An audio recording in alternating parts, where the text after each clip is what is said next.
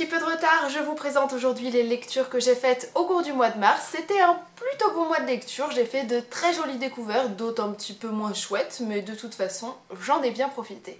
Et le tout premier livre dont je vais vous parler... Merci les chats, ça y est, ça commence, hein. J'ai allumé la caméra depuis littéralement 28 secondes, ils sont déjà en train de foutre la merde. Ils me fatiguent. J'étais donc en train de vous dire, le premier livre que j'ai lu ce mois-ci, c'était L'Empire Ultime de Brandon Sanderson.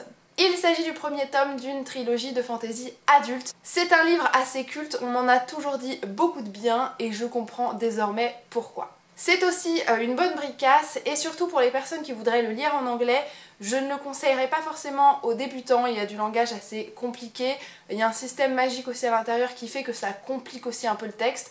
Voilà, c'est à titre d'information, si jamais vous vouliez lire en anglais, allez-y si vous avez quand même un bon niveau, c'est vraiment un conseil. Pour ceux qui n'en auraient jamais entendu parler, on se retrouve dans un monde qui est gouverné depuis des siècles entiers par un espèce d'empereur qui assoit son règne de terreur sur tout le royaume. Il est réputé comme immortel parce que de nombreuses rébellions ont eu lieu et elles ont toutes lamentablement échoué parce que tout le monde a échoué à tuer ce fameux empereur qui sait très bien se défendre et qui a donc gagné une réputation de personne immortelle. Depuis son règne, des cendres tombent du ciel et parmi ces dernières, des créatures légendaires naissent, comme par exemple ceux qu'on appelle les Mistborn, c'est-à-dire littéralement... mes chats se battent, hein, désolé pour le bruit. Donc je disais, les Mistborn naissent et ce sont des personnes qui naissent littéralement dans les cendres en fait, c'est-à-dire que leurs pouvoirs naissent à travers les cendres, de ce que j'ai compris. Donc nous allons suivre dans ce livre-là le parcours de Vin qui est une jeune orpheline qui va croiser la route d'une bande de voleurs, c'est-à-dire que leur but à eux c'est d'organiser des casses, de se faire un maximum d'argent. Elle va croiser leur chemin et ils vont essayer tous ensemble de former une nouvelle rébellion. C'est à peu près le pitch de départ de l'histoire et ça ira beaucoup plus loin que ça, je vous le promets. J'ai donc adoré ce livre, j'ai passé un très bon moment avec ce récit et la première raison pour laquelle c'était un parfait moment, c'était l'originalité du concept. C'est-à-dire qu'au départ, Brandon Sanderson semble vous proposer un monde fantasy assez classique, avec des schémas qu'on connaît assez bien, une ambiance qui est assez habituelle aussi, sauf que voilà, il va déconstruire un petit peu tout ça au fur et à mesure, et eh bien vous allez soulever, découvrir des couches d'originalité que j'avais jamais vues ailleurs, que ce soit au niveau du système magique mis en place, au niveau de l'ambiance, ou encore des personnages, tout est très bien géré. Et c'est un univers qui devient très facilement hyper immersif, hyper addictif et vous recherchez constamment ces touches d'originalité qui sont liées à ce système-là et vous avez très souvent envie de vous laisser complètement surprendre, en tout cas c'est comme ça que je l'ai vécu. Et ce que j'ai apprécié, c'est que cette originalité, on la retrouve vraiment de partout, que ce soit au niveau des personnages, que ce soit au niveau des légendes de cet univers-là, les pouvoirs qui sont aussi développés parce que les pouvoirs, le système magique de ce monde-là est vraiment unique, j'ai jamais vu ça ailleurs et j'ai pas envie de vous en dire trop parce que c'était une telle surprise pour moi que c'était génial. Tout est empreint de cette originalité et comme l'auteur vous donne les indices un petit peu au goutte à goutte, vous intégrez le tout très facilement, c'est absolument pas effrayant au niveau de la masse d'informations et on visualise tout très facilement. C'était un pur plaisir de découvrir ce monde-là et j'ai très hâte de replonger dedans d'ailleurs. L'autre point qui fait que j'ai passé un très bon moment, ce sont évidemment les personnages, principalement les deux principaux évidemment, même si je les trouve tous assez bien développés. On se prend d'une sincère affection pour les deux personnages et même s'ils sont complètement différents, je trouve qu'on s'identifie très facilement à eux. Alors ils ont des points communs bien sûr, mais ils sont pas sur la même longueur d'onde, ils ont pas forcément les mêmes objectifs, ils ont pas du tout le même passé. Et ils ont aussi des défauts, je les trouve absolument pas parfaits, ils sont assez nuancés et c'était assez agréable d'ailleurs à lire de trouver des personnages qui sont pas parfaits. Et d'ailleurs leurs défauts, ils vont forcément leur jouer des tours dans l'histoire et j'ai trouvé ça génial que l'auteur décide de les utiliser, de les exploiter et de pas juste proposer un personnage assez lisse à qui il arrive rien ou qui ne subit aucune des conséquences de ses erreurs. Ici, c'est très concret, c'est très réel, et l'auteur, clairement, n'hésite pas à brutaliser un petit peu son lecteur, je tiens à vous le dire. Au niveau de l'histoire, c'est pareil, j'ai été agréablement surprise, j'ai vraiment passé un très bon moment. Le seul bémol que je pourrais donner, que personnellement je n'ai pas ressenti, c'est la longueur de l'installation de cet univers. Personnellement, j'ai eu aucun souci avec ça, mais je pense que ça peut en freiner certains. L'univers est très complexe donc il faut quand même le temps de l'installer. Je vais séparer les chats là parce qu'ils commencent sincèrement à me gonfler. Mais voilà, faut le temps d'installer ce monde-là pour que l'histoire prenne bien, que le lecteur comprenne tout. Et pour moi, ça a été très très bien géré et j'ai été surprise mais des milliers de fois par cette histoire. Il y a énormément de rebondissements que j'avais pas forcément vu venir, que je ne voulais pas voir venir d'ailleurs. Et l'autre élément que j'ai vraiment adoré, c'est un espèce de petit fil rouge qu'on a tout au long du récit. En fait, on a des petits extraits eh bien, d'une histoire qui se situe en début de chaque chapitre. Et ces extraits prennent sens à un moment donné de l'histoire et c'était vraiment génial de les lire, de commencer à comprendre, de se dire ah il y a vraiment quelque chose en plus et je trouve que ça fait vraiment participer le lecteur à l'histoire comme s'il était l'un des personnages, on le pousse à se poser des questions, à se creuser la tête, à essayer de comprendre pourquoi on a ces informations là et je trouve qu'on l'implique vraiment dans l'histoire et ça c'est vraiment quelque chose que j'aime et c'est quelque chose qui a été très très bien géré par cet auteur. J'ai donc adoré ce premier tome et je lirai très très certainement la suite, en tout cas c'est prévu et puis j'ai les 2 autres livres à dispo donc je vais pas hésiter à le faire. C'est une histoire que j'ai trouvée très marquante parce que je l'ai lue du coup il y a à peu près un mois et je m'en souviens très très bien donc voilà pour moi ça rejoint les livres que j'ai le plus appréciés en termes de fantasy donc si jamais ça vous a intrigué n'hésitez surtout pas à aller le découvrir. Je ne l'ai pas sous la main parce que je l'ai lu sur ma liseuse mais le livre suivant c'est La Faucheuse de Neal Shusterman. Il s'agit du premier tome d'une duologie ou d'une trilogie jeune adulte de science-fiction qui s'apparente plus pour moi à une espèce de roman d'anticipation par lequel j'ai été extrêmement surprise. Pour ceux qui n'auraient jamais entendu parler de La Faucheuse, mais j'en doute très largement, en bref, tout ce que je peux vous dire c'est que on est dans un monde un peu futuriste, hein, notre monde dans, je sais pas, peut-être un siècle. On a réussi à éradiquer un petit peu la mort, c'est-à-dire qu'on réussit à lutter contre les maladies. On a même la possibilité de rajeunir si on le souhaite. Et donc les gens ne meurent plus naturellement. On a donc mis en place un système de faucheuses qui sont là un petit peu pour glaner des âmes, pour un petit peu alléger le poids humain sur Terre. Parce que puisque les personnes ne meurent plus naturellement, il va falloir les tuer. Et je pense que ça peut s'arrêter là au niveau du résumé, ça va plus loin que ça et je vous souhaite de le découvrir vraiment avec des yeux neufs et pas influencés. Alors j'en avais entendu énormément parler de La Faucheuse, on en parlait partout sur Booktube, sur les blogs, je le voyais circuler de partout et j'avais un peu peur d'avoir l'effet du livre populaire qui ne va pas me plaire parce que ça m'arrive très souvent d'être déçue par ces livres qui font le buzz. Et j'ai vraiment passé un très bon moment et j'ai été vraiment très surprise par la profondeur du livre. J'avoue que je m'attendais à quelque chose de pur divertissement, ça me paraissait parfait pour rebondir après l'Empire Ultime qui est très dense. Et en fait j'ai eu beaucoup plus que ça parce que c'est pas vraiment juste un livre de divertissement. L'histoire est en fait à mon sens très mature. Tout simplement parce que l'histoire mise en place pousse le lecteur à se remettre en question, à mettre tous les éléments en perspective et ne le laisse pas tout seul dans son coin à contempler l'histoire. Il est amené à se questionner, il est amené à réagir sur ce qui se passe et j'ai trouvé ça génial, je ne m'attendais pas du tout à être sollicitée en tant que lecteur. On aborde des thèmes qui sont relativement sérieux je trouve, comme le jugement, le droit de disposer du corps des autres, du droit de décider de l'avenir d'une personne. On parle aussi de transmission de savoir et d'une forme de sagesse, c'était assez profond.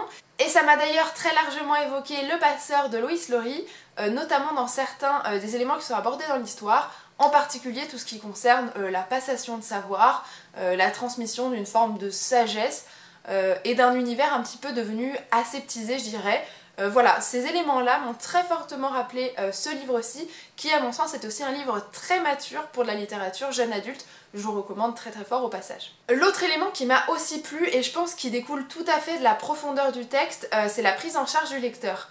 Le lecteur, il est vraiment pas passif, je trouve, dans ce récit-là, parce que on le pousse vraiment, comme je vous le disais, à réfléchir, et on l'aide avec des extraits de journaux, en fait, qui sont extraits de journaux de faucheuses, divers et variés, hein, vous en avez vraiment plusieurs, qui exposent en fait leur point de vue, leur recul sur leur métier, sur la société, sur les travers humains en fait. Et c'est hyper intéressant parce que du coup le lecteur il est amené à se poser des questions et en plus de ces extraits de journaux, il est amené à se poser d'autres questions par le parcours des personnages, des personnes qui vont être fauchées en fait parce qu'on vous épargne pas du tout eh bien, tous ces extraits là. Et ils sont pas faciles, honnêtement. C'est pas les trucs les plus sanglants du monde ou absolument glauquissimes, hein, vraiment pas.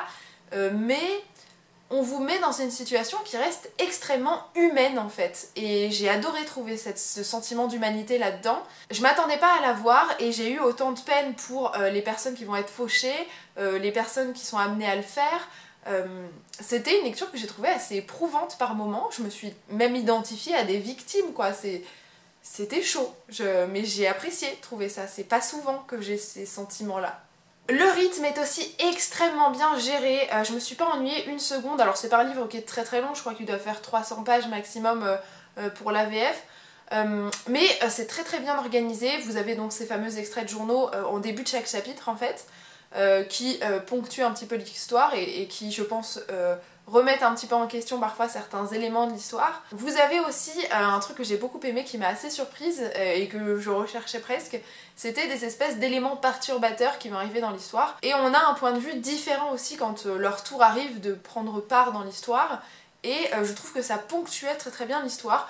Ça m'a beaucoup plu de retrouver ces extraits-là, un point de vue un petit peu différent. L'histoire est constamment émaillée d'éléments qui vont éveiller votre intérêt et qui font que vous ne vous ennuierez pas du tout. Ça a été une très très bonne lecture pour ma part. Quelques éléments qui pourraient gêner, ce sont quelques facilités scénaristiques qui sont un petit peu utilisées de temps à autre dans l'histoire. C'est pas gravissime, mais ça existe quand même. Certains personnages tendent à être un petit peu trop manichéens et certains éléments de l'histoire peuvent être prévisibles aussi. C'est des points que je tiens à souligner, c'est pas le meilleur livre de tous les temps.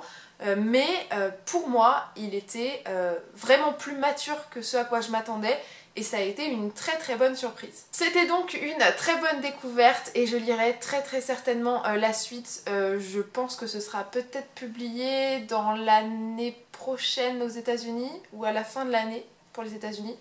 Je pense que ce sera aussi traduit en français parce que clairement le succès du premier tome en français est significatif, on peut le dire. Pareil, je ne l'ai pas sous la main, j'ai ensuite lu sur ma liseuse Poison Study de Maria V. Snyder. Il s'agit du premier tome d'une saga fantasy jeune adulte et ça a aussi été traduit en français, donc si jamais vous voulez les lire, c'est possible. Pour ce qui est de l'histoire, on va suivre le parcours d'une jeune fille qui en fait est condamnée à mort et le jour de son exécution, on va lui proposer un marché. On va lui proposer de devenir goûteuse pour l'empereur, qui est en fait un commandant d'ailleurs, je crois, pas vraiment un empereur, au lieu d'être exécutée. Ça peut être un bon marché, même si globalement tu mets ta vie en danger tous les jours, puisque être goûteur, c'est s'exposer aux tentatives de vengeance et d'assassinat sur une personne puissante. Elle accepte donc et c'est le début de son aventure, et je vous en dirai pas plus si vous voulez de pas du tout en savoir sur l'histoire. Alors ce qui m'a principalement intriguée dans cette histoire, c'est que j'en avais entendu déjà énormément de bons échos dans la sphère booktube anglophone, particulièrement américaine. Ça avait de très très bons échos et donc j'avais très envie de le découvrir. J'avais principalement été intriguée par le concept de l'histoire puisque une goûteuse qui remet sa vie en jeu tous les matins, voire même tous les jours parce que le commandant il mange plusieurs fois par jour quand même. C'est plutôt intriguant parce qu'on se dit qu'elle est constamment en danger et moi un personnage en danger j'aime bien que l'histoire soit pas lisse et qu'elle soit pas facile. J'ai vraiment bien aimé que ce côté goûteuse soit à la fois la force et la faiblesse du personnage parce qu'il a une position centrale, importante finalement dans l'histoire, dans la hiérarchie et en même temps c'est quand même une position de merde, voilà, faut le dire. Et c'est pareil, tout ce qui est les poisons, ça m'intéresse toujours, je trouve ça assez intriguant. J'en lis pas beaucoup des histoires où il y a des poisons, où c'est l'intrigue centrale et juste retrouver ça, ça m'a bien plu. Le rythme de l'histoire était aussi très bien géré, je me suis globalement pas ennuyée, j'ai recherché à connaître les prochaines étapes, je voulais me laisser surprendre. Certains schémas habituels se retrouvent quand même dans cette histoire, mais c'est pas une note constante. Il y a quand même certaines étapes que je n'avais pas vu venir, et le personnage en plus de son poste de goûteur est régulièrement mis en danger par d'autres personnages, par des faits liés à son histoire aussi. Et voilà, et on recherche toujours un petit peu ces éléments de suspense. Vous avez aussi un petit fil rouge, un petit mystère qui est présent dans l'histoire, qui se résout à la fin. Mais voilà, c'était plutôt bien géré et globalement je me suis vraiment pas ennuyée avec cette lecture-là. L'autre point qui m'a beaucoup plu, et vous allez rapidement comprendre pourquoi, c'est que l'auteur a mis en avant des valeurs qui tendent un petit peu au féminisme, puisque le personnage principal, qui est un personnage féminin, remet souvent en cause et en question l'univers dans lequel elle évolue, parce qu'il est principalement dominé par les hommes, hein, bien évidemment. C'est souvent le cas, et surtout dans un univers fantasy, c'est souvent dominé par les hommes. Et elle va remettre en cause et en question le fait que certains métiers soient exercés par les hommes, qui ne puissent pas être exercés par les femmes, que les femmes soient souvent en danger parce que, eh bien, accessibles, des proies faciles pour les hommes.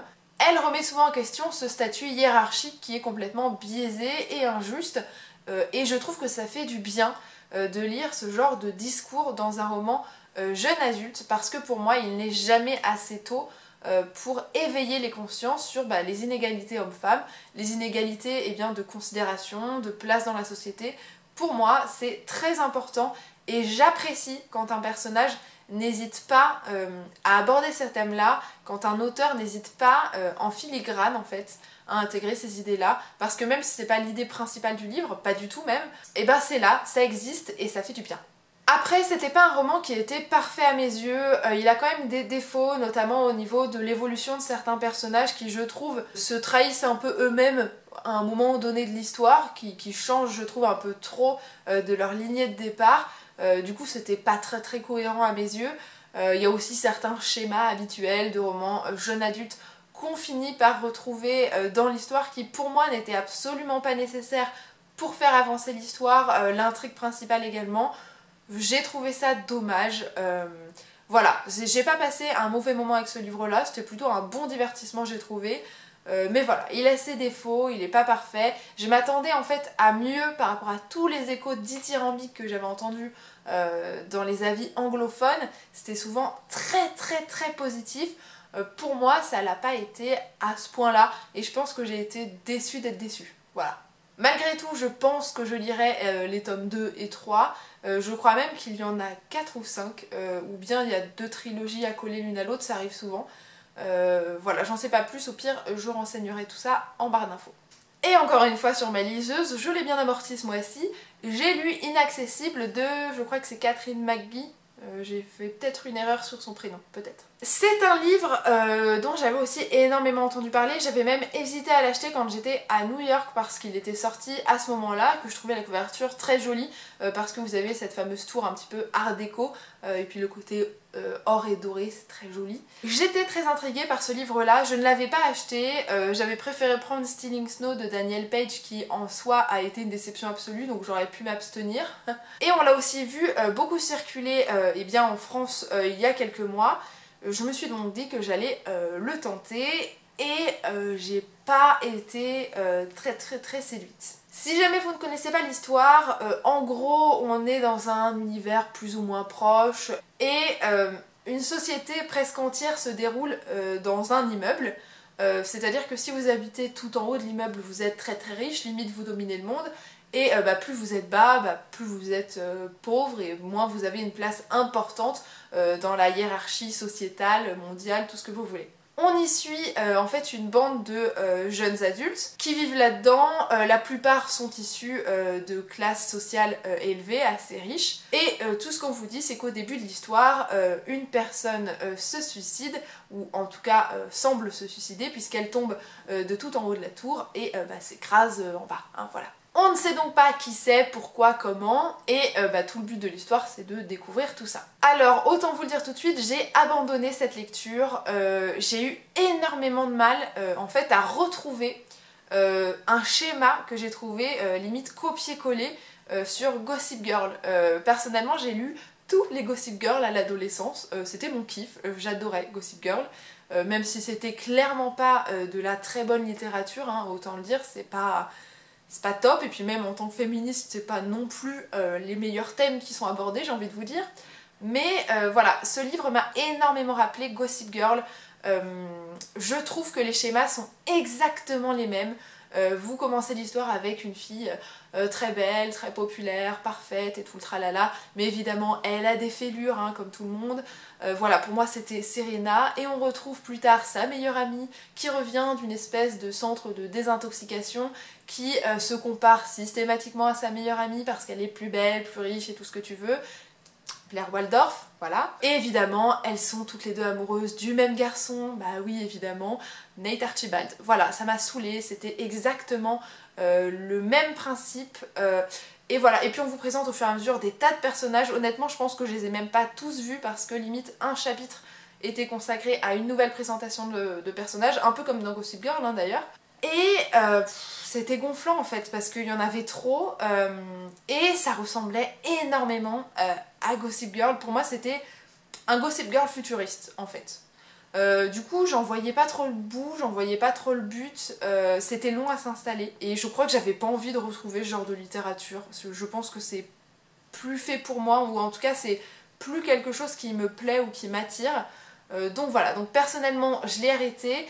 Je suis quand même un peu déçue de l'avoir arrêté parce que il y a certaines questions que je me pose. Vous avez quand même un univers un petit peu futuriste avec des technologies qui étaient en soi assez intéressantes.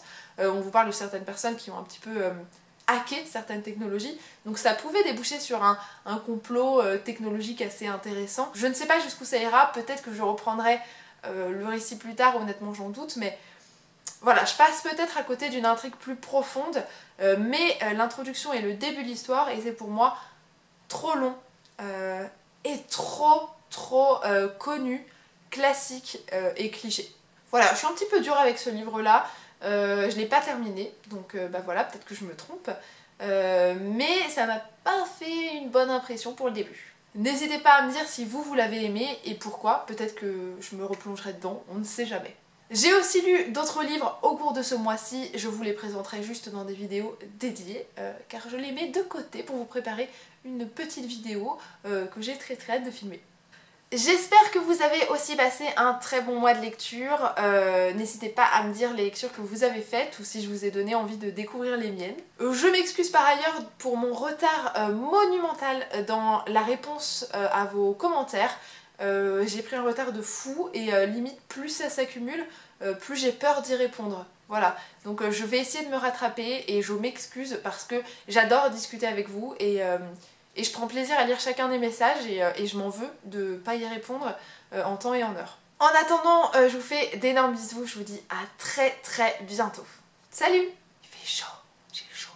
Je suis sûre que je luis là, comme ça dans la vidéo. Ah bah oui, bah ça y est, bah, je lui avais manqué. Chat narcissique. Allez, dis bonjour à la caméra, ouais, puisque tu fais du bruit. Il a l'air méchant avec ses yeux là. Oh oui, oh oui. Ah, il veut partir. Ah. Dis bonjour là, voilà. Fais pas ton asocial. Gros narcissique.